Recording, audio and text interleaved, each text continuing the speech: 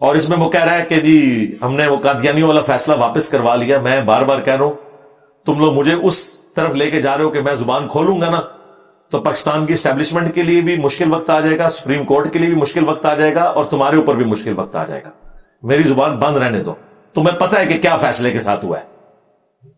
اسی دن ہی تمہارے لوگوں نے بتا دیا تھا کیا ہوا ہے فیصلے کے ساتھ.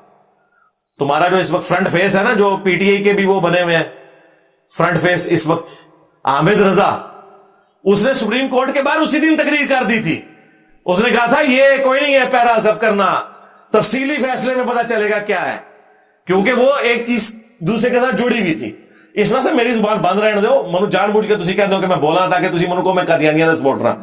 میں نہ قادیانی دجال نو مندا جے, نہ چشتی دجال نو, نہ تھانوی دجال نو. میری زبان بند رہنے دو. ہاں, ٹی ایل پی کی پبلک کا کام ہے کہ ان چندہ خوروں سے پوچھے کہ وہ سپریم کورٹ کے ڈیسیژن کا تفصیلی فیصلہ کدھر ہے, اور وہ سارا آ کے بریف کرے ویڈیو میں. مفتی منیب الرحمان آ کے پڑھ کے ایک ایک چیز کلیئر کرے کہ کیا اس نے ریورس کروایا فیصلہ. پیرے حذف کروائے ہیں, ریورس نہیں کروایا, اور تفصیلی فیصلہ آنا ہے. پتہ نہیں آ گیا نہ ہوئے تو انہوں نے دبا لیا ہوئے تو آ کے پبلک نو کرو. ہمارے نزدیک تو خواہ غلام محمد قادیانی دجال کی تفسیر ہو یا تمہارے بڑے بابوں کی لکھی ہوئی دجالی تفسیریں ہوں جن میں قرآن و حدیث کی تعریفات ہوئی ہیں, ہم تو کہتے ہیں سب کے اوپر پابندی ہونی چاہیے جو تعریف شدہ ہے. ہاں, جہاں قرآن و سنت کوئی کوٹ کرتا ہے وہ کوئی کافر بھی کرے, قرآن کے ترجمے کی کافروں نے کیے, میں وہ آپ پڑھیں, کوئی مسئلہ نہیں. تعریف کو نہیں ہم برداشت کریں گے. وہ میں نے پوری ویڈیو ریکارڈ کرائی ہوئی ہے, کدھر کدھر دیوبندیوں نے قرآن میں تعریف کی ہے, کدھر بریلویوں نے کی ہے ترجمے کے اندر. تفسیر نہیں, ترجمے میں بھی تعریفیں کی ہوئی ہیں, اور شیعہ نے بھی. وہ میں نے ساری چیزیں ہائی لائٹ کی ہوئی ہیں.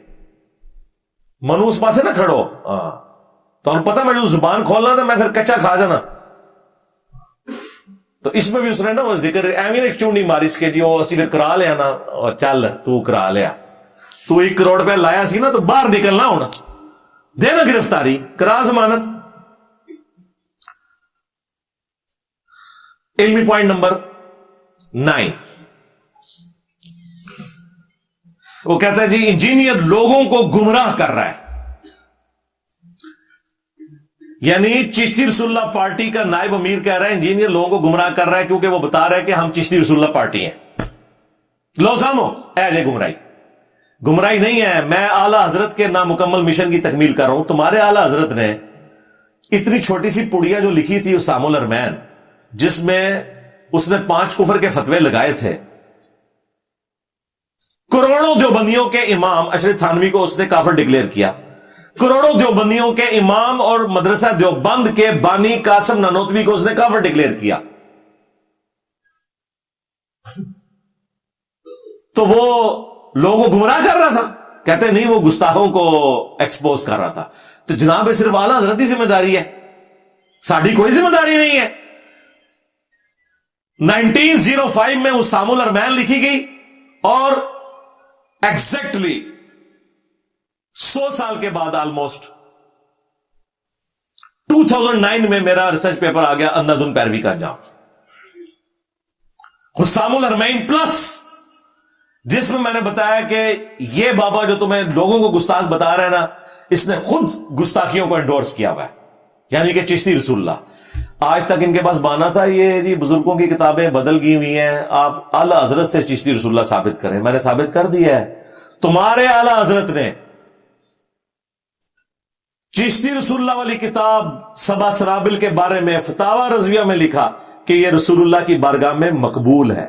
اگر اعلیٰ حضرت کو پتا تھا تو اعلیٰ حضرت گیا, اور اگر نہیں پتا تھا تو اس کی بزرگی گئی, کیونکہ کہتے ہیں یہ تو غوث وقت تھا اور وہ پوری کائنات کو رائی کے دانے کی طرح ہتھیلی پہ دیکھتے تھے, جنہوں کتاب نہیں صحیح طریقے سے پڑھی گئی.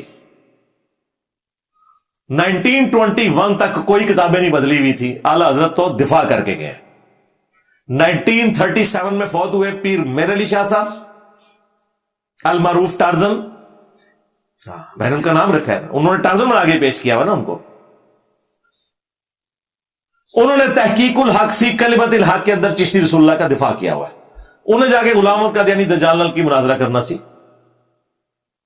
اور تمہارے جو چاچو ہیں اشرف تھانوی صاحب المتوفا 1944 عیسوی، انہوں نے السنت الجلیہ فی الچشتیۃ العلیہ میں معرفت کی بات کہہ کے اور جھوٹا دفاع کر کے وہ 3 پوائنٹس بیان کیے، اس کا میں نے پوسٹ مارٹم کیا تھا.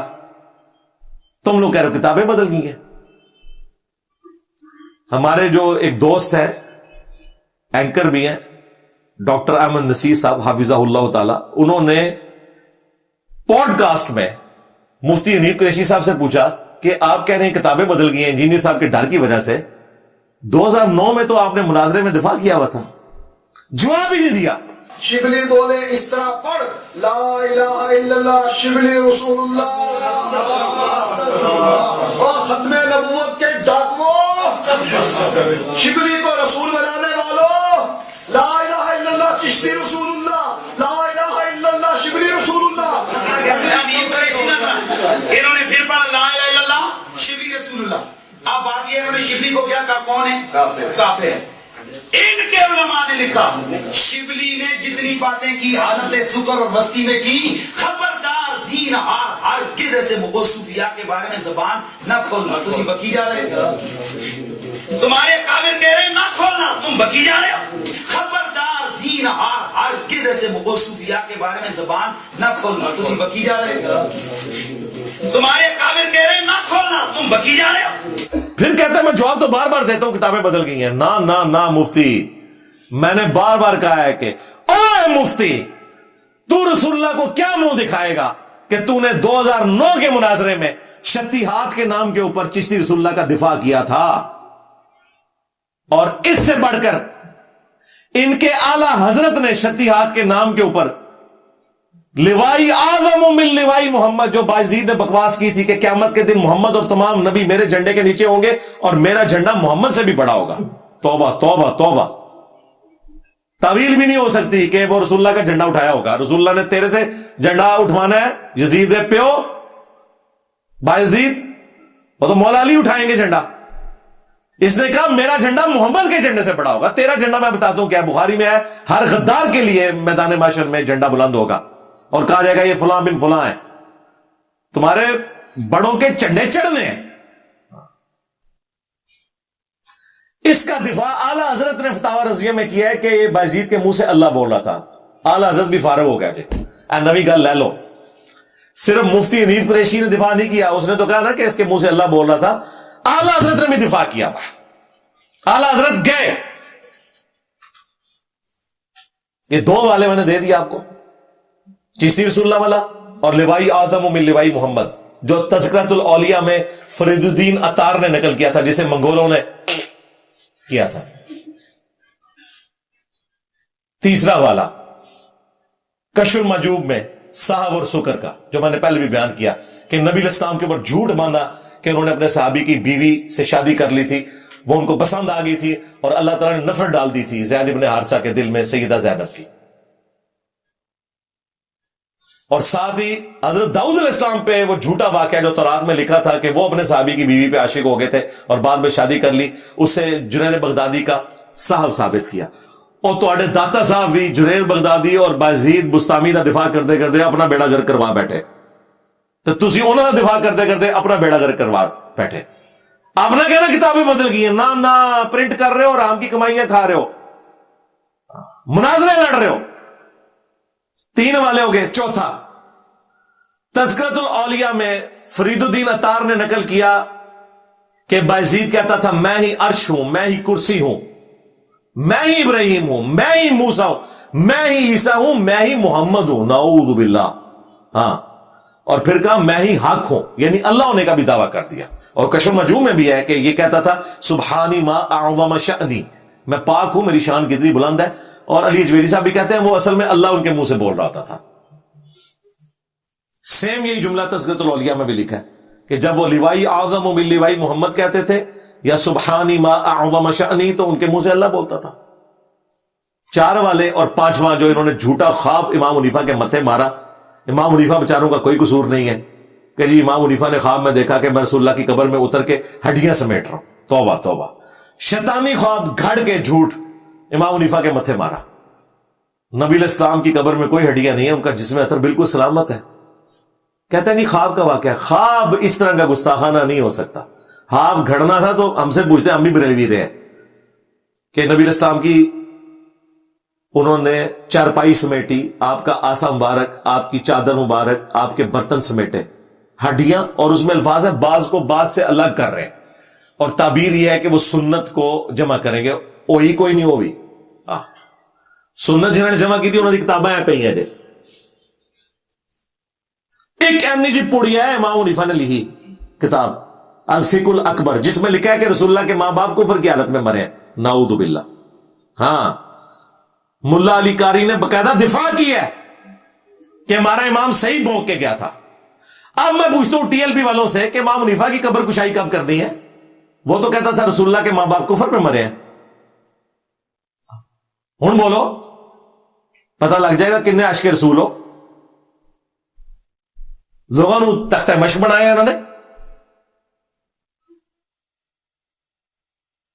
تو میں تو ان کی دائی ہوں نا، مجھے تو سب کچھ پتا ہے نا کہ کس کس بابے نے کون کون سا کام ڈالا ہوا ہے. تو ہمارا جو اختلاف ہے وہ یہ ہے کہ تمہارے بزرگوں نے رسول اللہ کے نام کے اوپر چندے بٹورے ہیں، مکے مدینے کی آوازیں لگا کے اپنے بابوں کے قدموں میں پھینکا ہے، اور رسول اللہ کے ساتھ غداری کی ہے صلی اللہ علیہ وآلہ وسلم. اور دیکھو اللہ تعالیٰ نے اس غداری کا بدلہ کیسے لیا ہے. الحمدللہ تم نے 1200 سال میں جتنی عزت اویل کی تھی نا، 12 سالوں میں ملیا میٹ ہو گئی ہے. میں نبی سا ہے ہی کوئی نہیں، تیرے بابے تھے شاہی کوئی نہیں.